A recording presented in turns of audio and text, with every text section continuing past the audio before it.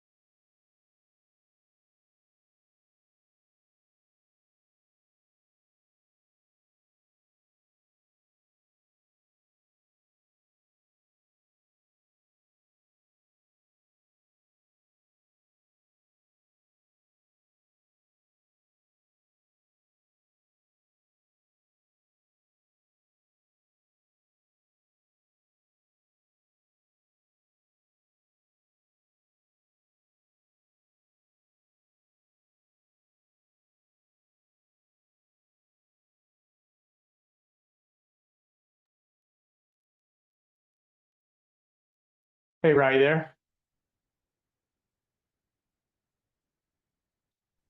Yeah, There you go. Okay. I think we've got enough people in here, and we can get it going. let's do it. Cool. Can you center your screen? You're looking at, yeah, yeah, yeah. Okay, cool. Can you hear me? I got you. Yeah. Perfect. Okay. Okay, so we'll start here. So thank you everybody for coming tonight. Appreciate SJ Ria for giving us the resources to put these venues on. I know if everybody doesn't go to the main meetings on a monthly basis, it's really something they're probably missing out on. There's a lot of people that you can meet in person that are good investors, so I'd recommend that you go to those. So tonight's event or tonight's interview is a topic about partnerships in real estate. So as we go, I'm gonna ask that anybody has any questions, they can post it in the chat on the right, and we can hopefully answer them as we go along.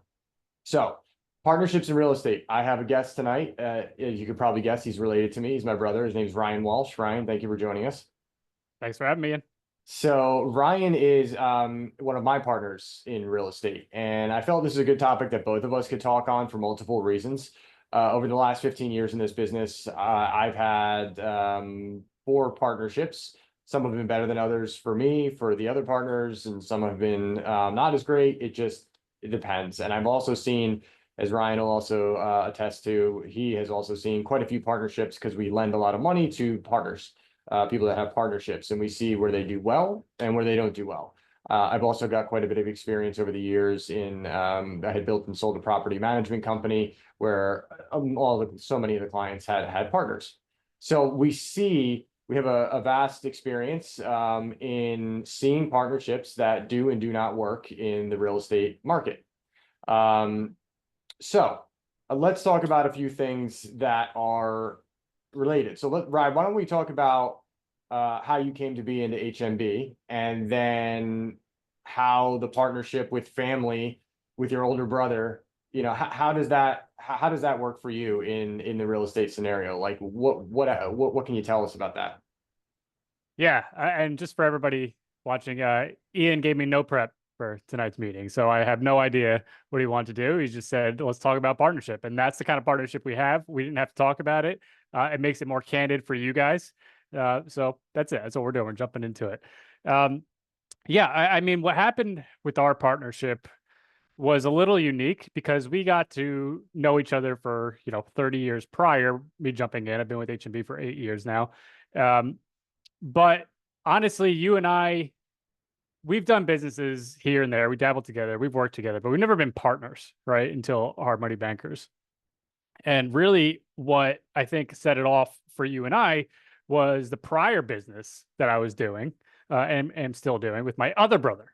Right. So I was breaking that rule that everybody always talks about. Don't do business with family. Don't do business with family. I'm here to speak for the contrary of that and say you can do business with your best friends, your spouses, your brothers, parents, whatever.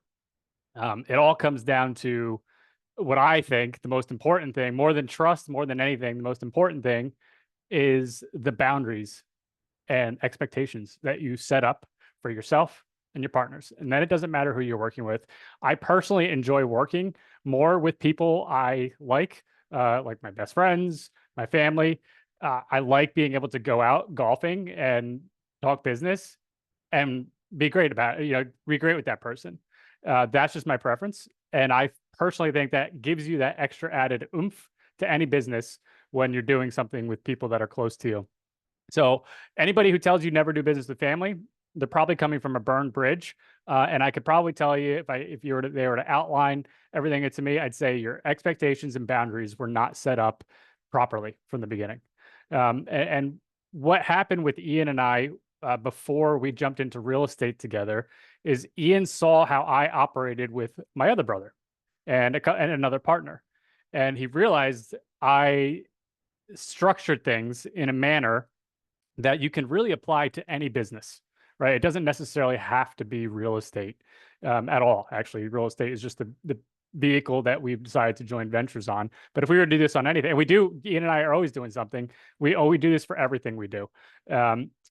And I would say it's really important from the beginning to set up what your expectations are and where your boundaries are so you can hand off certain things or you can take on certain things without there being any sort of overlap in terms of opinions or feelings towards each other. So that was a lot. I don't know if that answered exactly your question there, Ian, or where you're trying to go with that. But I think that's kind of how we got into it was we just realized we operate similarly when it comes to a partnership, and identifying that in other people is super important for you if you're looking for a partnership. Yeah, I remember which one interesting about one of my current partners. So we have multiple partners at HMB, and one of my current partners was actually a partner that I had divorced a couple years prior, and then we rekindled that marriage. And I jokingly say like that, but partnerships. Figuratively, everyone. Yeah, he's not my ex. But the reality is like a partnership in business, it really is a marriage. I mean, it's it's a marriage without the romance. And when people go into it, I think a lot of times people go into a partnership because they think they need a partnership and they grasp to somebody that can just be a partner, to be, somebody to talk to, go through what they're going through, but they don't really think about what is the partner, what do they bring to the table, and then what does the partner bring to the table. So my first partnership was more or less that for me. I used to wholesale in properties as an investor in New Jersey, outgrew my little area, decided to go and find somebody else to maybe partner with. I don't know, grow into a new area. So I went to Philadelphia, I called a Bandit Sign, met a guy there and he said, hey, I said, what are you doing? He goes, I'm wholesaling. I said, oh, I'm wholesaling. Want to be partners? And that was it. And we became partners, right? Well, there was no understanding of the other party. What were we going to bring to the table? I was young. I didn't know anything, whatever, live and learn. So the problem with that partnership, though, became initially we really wore all hats. And I think a lot of people that have real estate businesses now can really relate to that, which is they tend to wear all the hats in the business. It's a little bit chaotic. You just kind of carve out these roles that don't really make sense and you're doing everything. So the small business owner is also doing everything else, and it's not by design. And they happen to also have a partner that also does everything else. And you have this weird separation going on. No, carved out roles ahead of time, and it can lead to a bad situation, because then what will always come out is, after the honeymoon phase of the partnership is over, just like a marriage, the real person will show up, and what their tendencies are, and how they handle money, or how they make decisions. So if that doesn't work, the partnership probably won't work. And then a toxic partnership can get really messy. You can go as far as getting into lawsuits. So what I found was that partnership didn't work at first, because that with that individual, I mean, we stayed together for a while. We both like each other. Nice, nice guy. But we just didn't work together well in a partnership, because we didn't predetermine what needed to happen in the partnership. Well, fast forward a few years after I learned about how to structure a partnership, and like delegating tasks. So, what I'm doing is my job, what you're doing is your job, and you trust the partner to do their job separately. After I grew and he grew, we actually came back together in HMB and realized that we understood how to make a partnership in business work. So there's a real growth to it. So how how would you identify that then? Because I think people who are listening to this right now are either considering a partnership, want to find one, or are in one and want to improve it, right? That's probably the two types of audience members we have right here. So for those trying to find a partner, what could you do, knowing what you know now, to identify what would be a good partner? So I think it's really knowing yourself first, and knowing what you bring to the table is what I've found. So like, what do I bring to the table that I'm good at? What am I not good at? So if I am really good at, I don't know, sales, right? And that's my thing. I'm really good at sales. So I'm going to be the sales guy, but it doesn't make sense to me to have another person come in and sell, and where we're lacking in organization, back end, and structuring. So really, where you can find a lot of times partnerships that might work well are like balancing dynamics. Somebody who's good at sales and A-type personality has a really good back end structuring partner who handles like the insides of the business. And then also the tasks there are very divided in terms of what happens. I think, Ryan, when you came into HMB, you would probably say it was very clear like what your roles were, right? Like it wasn't like, what should I do? Like, what was that experience like for you? Yeah, and that's a good question, because we're kind of making it sound like you have to walk in day one and have like a perfect outline of who does what and what, all that. That's not what I'm saying. You should have a general idea as you enter the partnership. In fact, honestly, we didn't enter a legal partnership for several months, right? We were all like, hey, let's feel this out. Let's start carving our roles. And I had a general idea where I'd be, but that's something to keep in mind, that it is a growing and ever-changing environment. I know you said with your prior partner, where you're each putting on different hats, but you weren't coordinating with each other. Like, hey, here's where I'm good. Here's where I'd like to strengthen. Let me wear these hats, right? And you can kind of figure that out as the business grows. But if you're both doing your own thing separately, you're not really a partnership anymore, right? It's just two different businesses, and you hope it works out. But we're talking about a conjoined partnership where you're both going towards the same goals, and you're both deciding what hat you like to wear. And yes, I would say coming into HMB was a pretty smooth process, just because of how easy it is for us to just say, hey, this is what my personality is good at. And like you said, you really have to know yourself, right? Like go take those tests that say, where your personality lies and who you work well with. Those things are really oddly accurate, right? So go figure out that, and then when you're talking to somebody, see if they're somebody that you work well with together, right? It doesn't have to be, you don't just, if somebody agrees with you and says, I want to join your team, join your partnership, you get all excited, great. But that's not anything yet. That's just two happy, motivated people talking. But you have to see, are we overlapping? Do we have the same skill set? Am I just trying to cut my time in half and have you do the work and offload the work? Like that's not a partnership. You're not doing yourself a service, and you're not doing them a service. You want to really be able to differentiate. I know you said delegate, but I would say separate the tasks, right? Of who does what and where the handoffs are. And that's, it's interesting. We've said all of this, and the word trust hasn't even come up yet. Because I think most people, when they're like, I just need to find somebody I trust, trust is earned, right? Trust is proven through a series of repeated success in your partnership. And then you also set you and your partner up that trust isn't needed. you set the boundaries that if somebody doesn't perform, it's obvious and apparent to the other person, right? So maybe what would be an example of that? Ian, I see you're muted. Do you want me to keep talking, or do you want to step in? You're good. I'm just letting you finish, and Okay. then yeah. Yeah. So an example of that in our business, I kind of wear the marketing, the little bit of the processing hat, and the underwriting hat. So if anybody's familiar with the closing, you know, that's what kind of makes H&B a little unique. Is I wear those three hats, right? Um, Now, there's also a member of our team who handles the back end and processing post closing, right? So there's a clear handoff of my job is done here. As soon as this loan closes, it is now yours, right? Like, I mean, that's as black and white as it gets. Usually they're not that clear, but just having that process is very important. And if something new comes up, for example, 2020 hit, right? Everything was crazy. Now we didn't want to stop lending, but we did say, hey, let's come together, let's brainstorm and start adding in some checks and balances with each other just to make sure we're all underwriting good deals. So that's just the way we brainstormed and said, okay, Ian, you can double check my underwriting numbers, right? So he was like, I would comp a deal before I sent it out. I'd say, Ian, just double check me. And then vice versa, right? He got something in North Jersey. He'd say, Ryan, double check my numbers on this, right?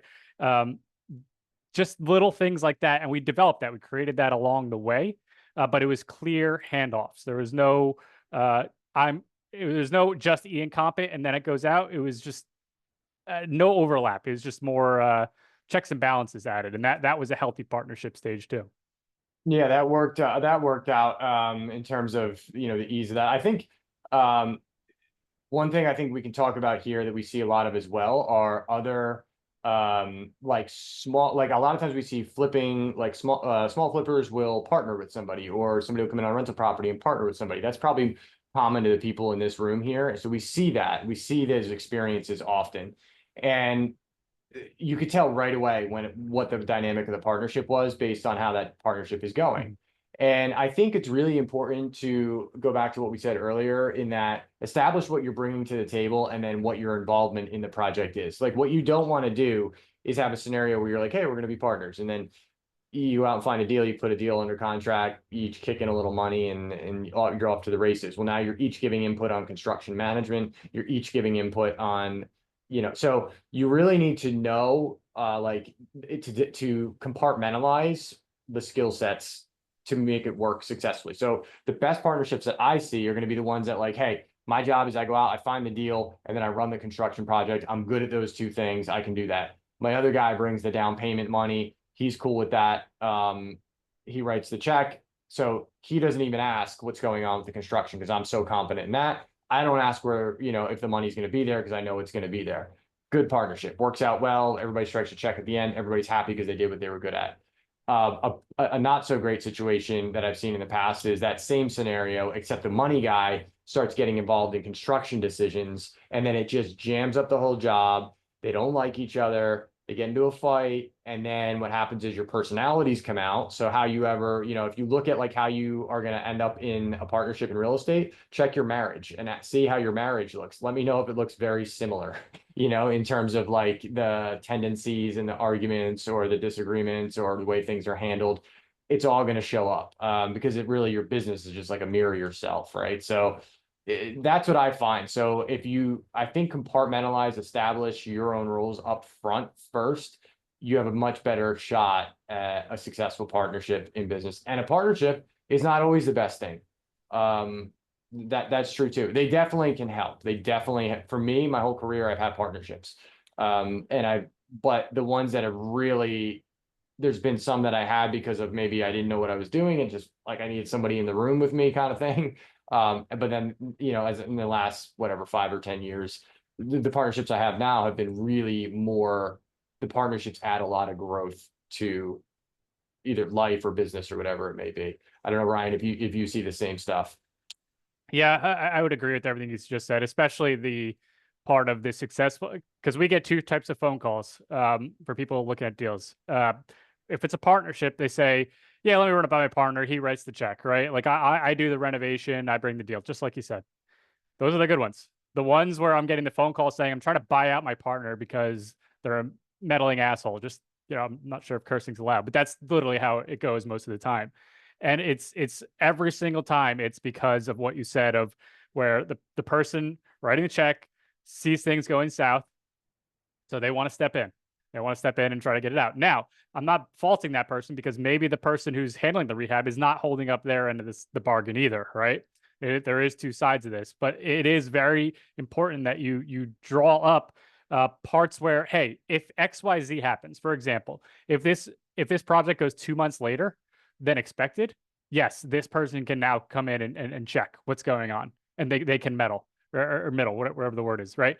But if you just have it at the first, this person suddenly got bored and decided to step in, that's when things fall apart. But if you put your boundaries up there, that's how you can prevent that from happening. And to be honest, the person writing the check, you better check their personality, right? You better make sure they mesh well with you, because if they're a type A personality saying, I'll be hands off, well, that's a bad read by you if you're the one that's doing the renovation, because nothing in their life have they ever been hands off, right? And that's what I think Ian was suggesting with, go look at their marriage, because whatever, some marriages, people, they find 3 years in, we're not compatible. Same thing with partnerships, and that's okay. Okay, don't be afraid to do partnerships because bad ones exist. But I think you'll find the more you know yourself, the more you know your strengths, it's going to be easier for you to find somebody who does work well and you don't run into those bad issues. But either way, not the end of the world. You're going to learn from it, whether it's successful or not financially. It's going to help you. So I'm the same as Ian. I've always had partnerships in every venture I've done. I do think it helps you grow much faster and learn much more. So definitely don't be afraid of partnerships. In fact, I'd encourage them all the time.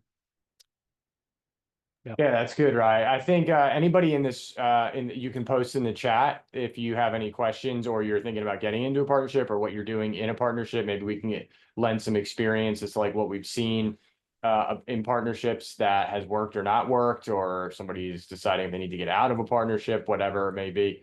I've had also, a partnership that really great guys that I was in business with. We just we didn't align in the end. It was interesting because we're all, sometimes you have people that just aren't confident in business that end up getting into business together and they really shouldn't be in business. But then you have those other times you have very confident people get into business and they really shouldn't be in business together.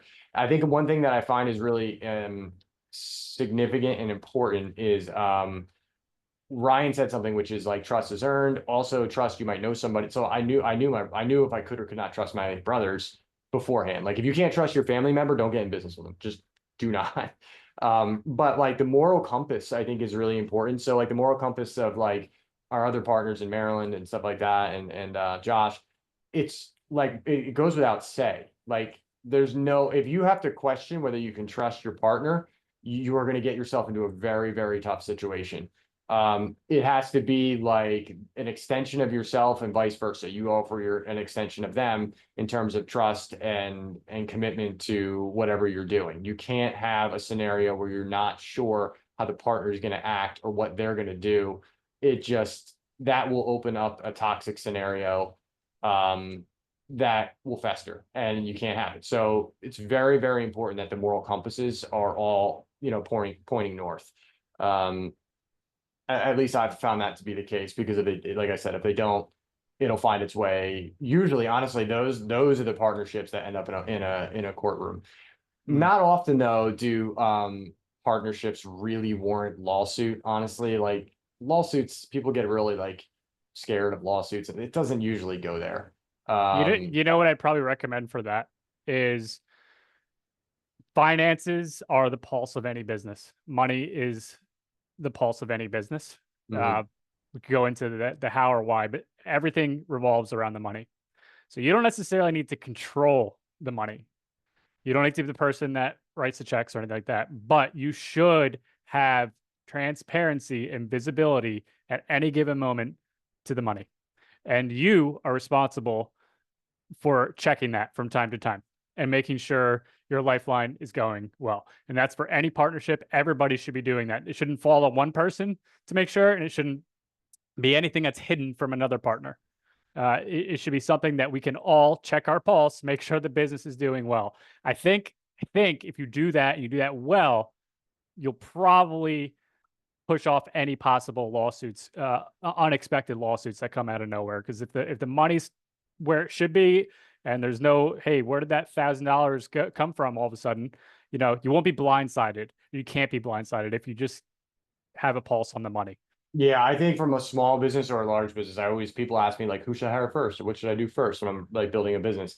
And my answer is almost always get your books right out of the gates. Because like not only is what Ryan's saying true about like the ability to have transparency in a business with finances important, also accuracy. So Mhm. like if you have a business where you're like neither partner knows how that much, you might have 10 accounts going in different businesses. I mean, I was in a property management company and those, I mean, you have money coming in, out, accounts here, accounts there. You better be accurate, because you get an even worse situation where neither partner can tell you where the money is coming from because there's a lack of accuracy, and you're going, and then the fangs can come out and you start pointing blame and stuff like that. So the first thing I think that's most important is having 100% accuracy on your financials.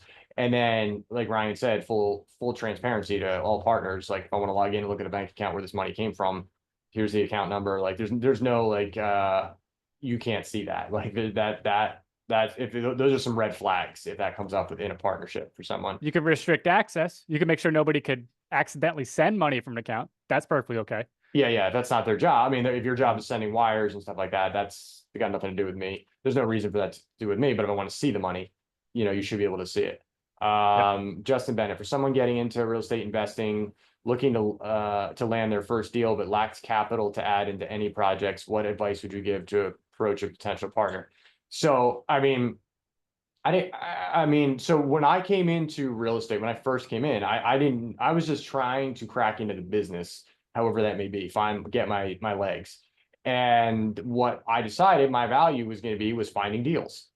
And because I've learned pretty quickly that if you find deals, the capital will find you, like the investors will find you. That's the skill set. That is probably the biggest skill set that you could have in real estate. And now in order to do that, it sounds easy, like, oh, just find deals.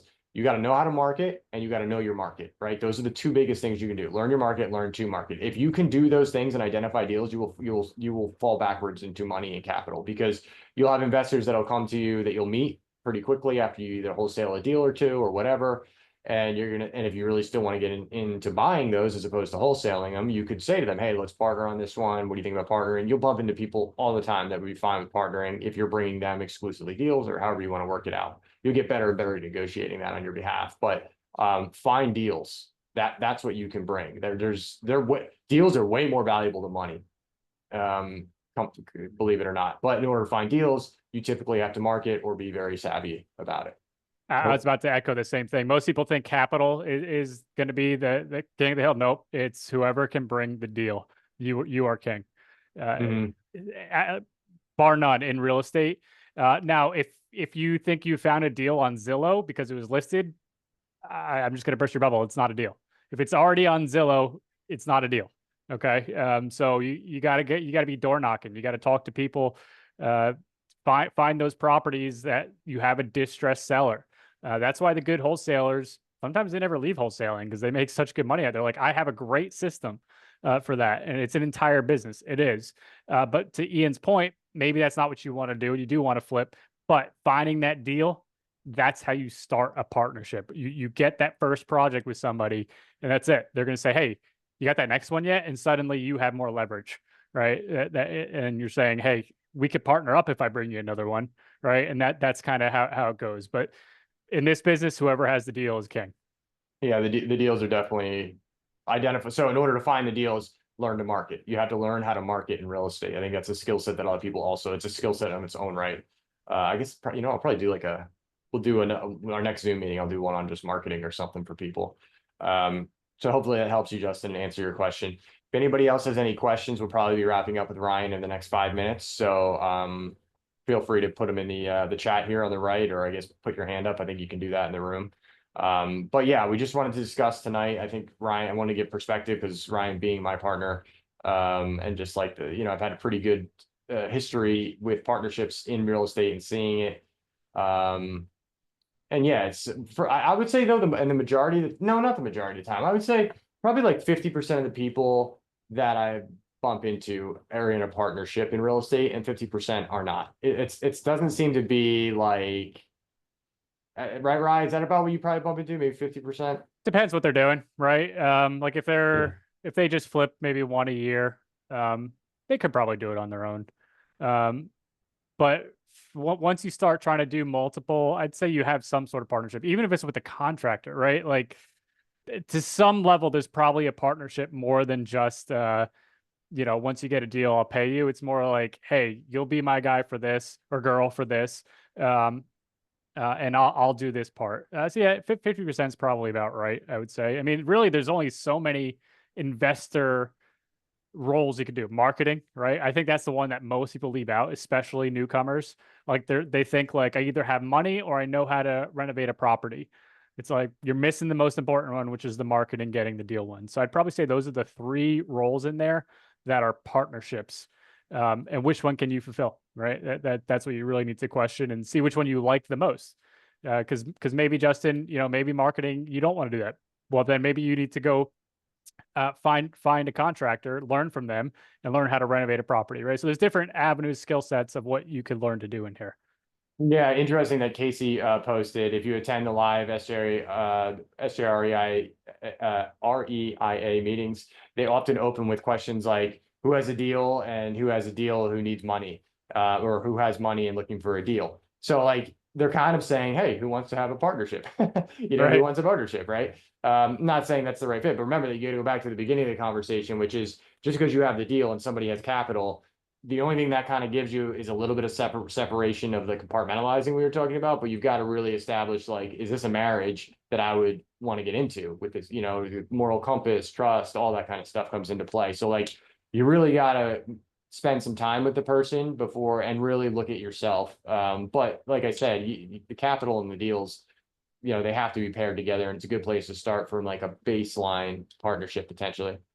What is the best way to partner with a contractor? Says Donna. I don't know if there's a best way, but what I tend to see is I tend to see people that will have like a contractor, they just split profits with the contractor. They bring the deal and, capital, usually they'll use our money or whatever. And then the contractor will be, X percentage of the profit is what they'll receive as well. Sometimes it's good because the contractor, I mean, you really got to trust the contractor to not also be double dipping. So again, it comes back to trust, because the contractor can also like, bill your company or your project and pay his guys or pay a profit to his company. So you really got to, if you really truly trust the contractor at hand, it's a very good skill set to have, especially if they're really trying to beat the cost down so you guys can write a good check, at the end and split profit. But typically splitting profit at the end is what I see contractors and people with money do. Just again, go back to the earlier in this conversation, which is moral compass. Can you truly trust them? They're it's a marriage. If there's anything that leads you to believe something that raises an eyebrow, you need to dig into that. Don't let it pass over. Be like, why did that throw off a red flag to me? Because and I guess it's good in a partnership, a lot of times in the flipping partnerships where you're in a deal by deal basis. But when you're in like a full on business operation with somebody that you can't unwind after one transaction, that's something to consider. So hopefully that answers your question, Donna.